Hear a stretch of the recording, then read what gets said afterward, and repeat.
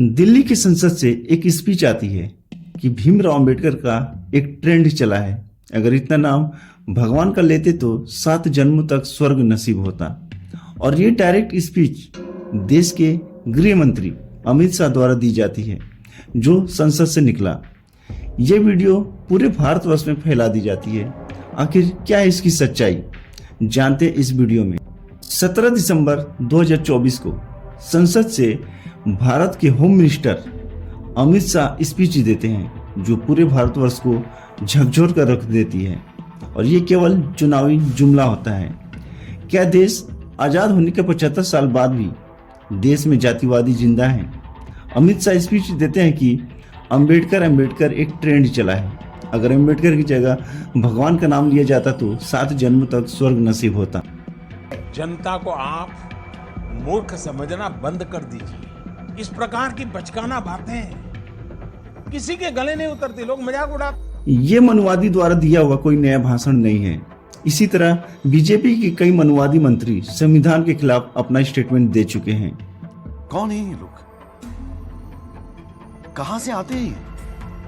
आखिर इन जैसे मनुवादियों को संविधान से ज्यादा भगवान पे भरोसा क्यों है? कोई भी देश भगवान के भरोसे नहीं चलाया जा सकता, जिस भगवान का न्याय भी संविधान ही करता है। आखिर वो संविधान से बड़ा नहीं हो सकता। 85% शूद्रों को जब हजारों सालों तक मारा गया तो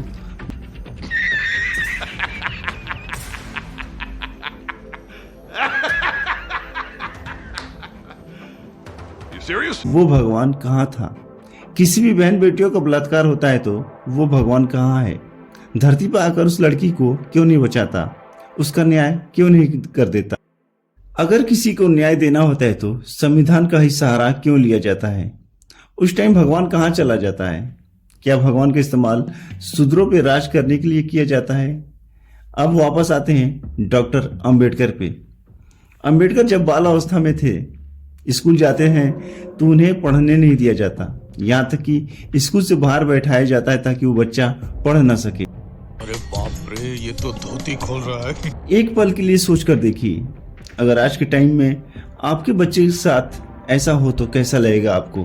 कैसा महसूस करेंगे जो बच्चा जिसे आपने स्कूल पढ़ने के लिए भेजा है और शाम को जब वो वापस घर आता है तो अपने स्कूल की सारी बातें आपको बताता है? आपके दिमाग में क्या चलेगा? यहाँ तक कि डॉक्टर भीमराव अंबेडकर जी जब बोर्ड पर सवाल हल करने जाते थे तो उस स्कूल के अंदर बैठे बच्चे बोर्ड के पास रखी हुई लंच बॉक्स को हटा लेते हैं, ताकि कहीं डॉक्टर भीमराव अंबेडकर के छूने से उनका लंच बॉक्स अपवित्र न हो जाए।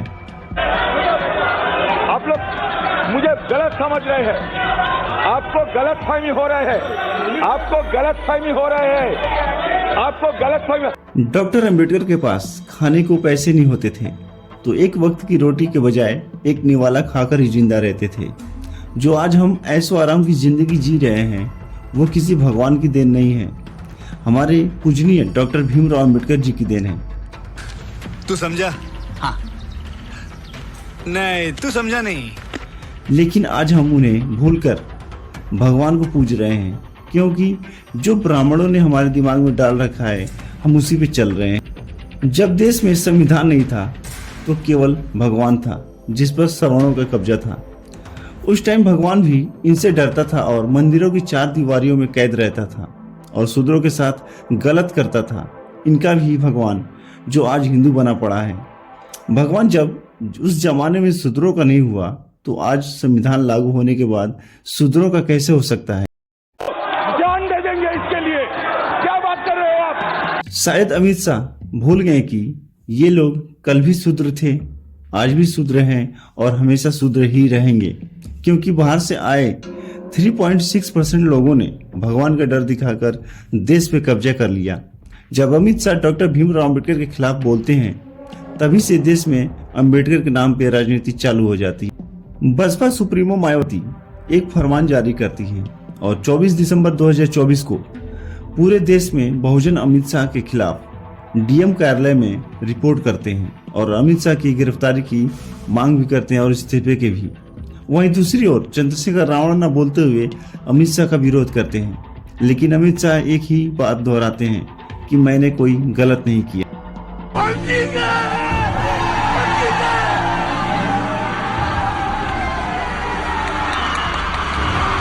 और ऐसा बोलेंगे भी क्योंकि ये ब्राह्मण, क्षत्रिय और वैश्य मनुवादी सोच रखते हैं, क्योंकि ये सारे भगवान इनके पूर्वज हैं और ये अपने पूर्वजों को शूद्रों से पुजवाते हैं भगवान बनाकर।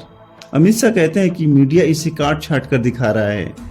इन 10 सालों में मीडिया ने कभी भी मोदी गवर्नमेंट के खिलाफ कुछ नहीं बोला, तो अब कैसे बोल सकता है जो बिका हुआ है। अब बात आती है मीडिया की। जब मीडिया अमित शाह की है तो उसे दिखा कौन रहा? इसका मतलब सोशल मीडिया अपने चौथे पिलर का काम कर रही है।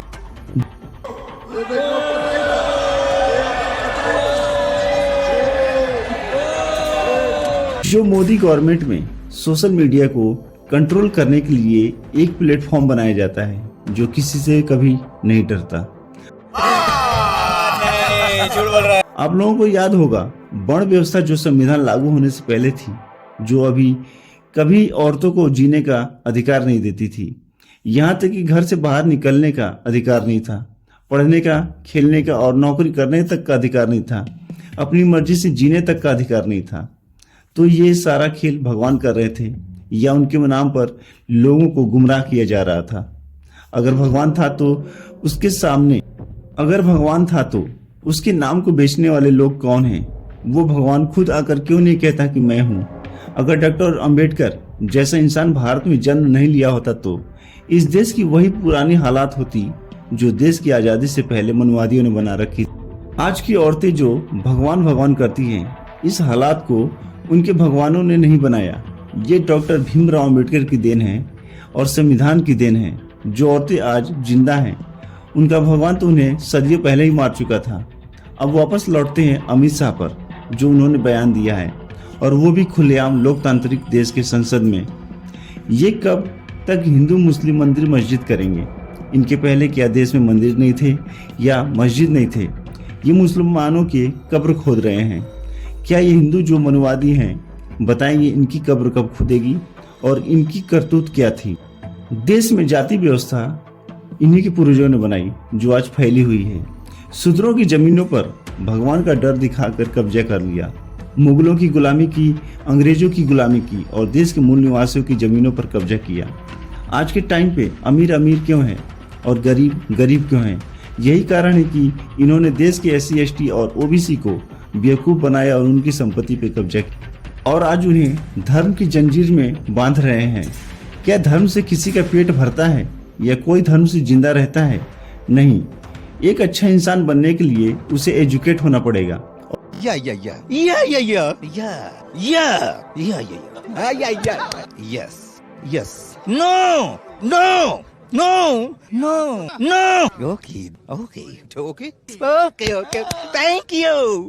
नफरत सिखाने वाले धर्म को छोड़ना पड़ेगा।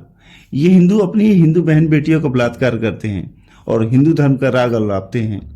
उस टाइम इनका भगवान कोमा में चला जाता है। क्या उसे दिखाई नहीं देता कि उसके धर्म के लोगों के साथ अन्याय हो रहा है, उसके बहन बेटियों के साथ बलात्कार हो रहा है? कब तक अंबेडकर के बनाए संविधान से लोगों को इंसाफ मिलेगा?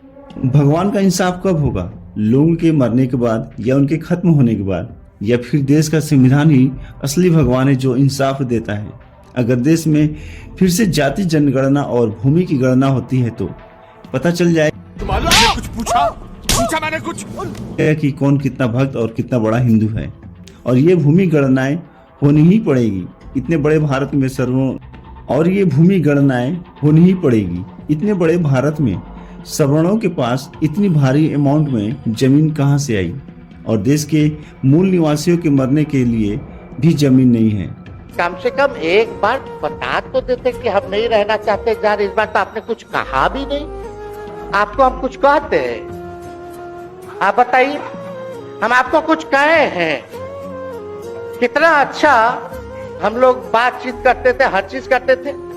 लेकिन अब चलिए ठीक है, अच्छे पल को तो हम जिंदगी भर याद करेंगे, सुजो को रखेंगे, उसमें हमारे मन में कोई खोट नहीं। जब तक ये मूल निवासी आपस में लड़ेंगे, इनका भला कभी नहीं हो सकता। ये अपनी कुर्सी और राजनीति करने के लिए देश को जाति धर्म में बांट रखे हैं।